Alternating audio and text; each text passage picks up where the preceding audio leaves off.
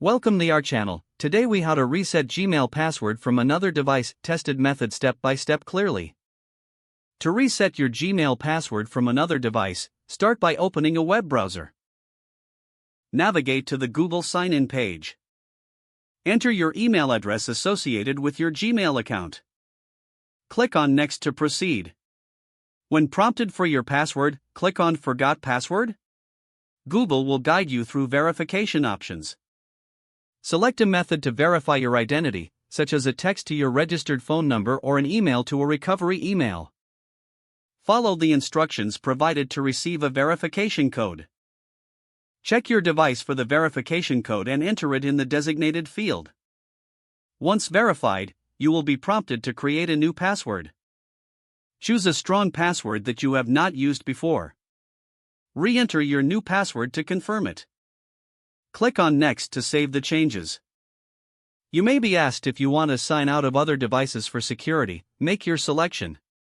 Your Gmail password has now been successfully reset. You can now log in using your new password on any device. If the page does not load, refresh the browser or try again in a private or incognito window. Make sure you are using the correct email address, then retype it carefully to avoid small typos. If your password is not accepted, use the reset option and create a new strong password you can remember. Check your spam folder for verification or security emails, then complete any requested confirmation steps. Enable two-factor authentication if available to improve account security and reduce unauthorized access risk.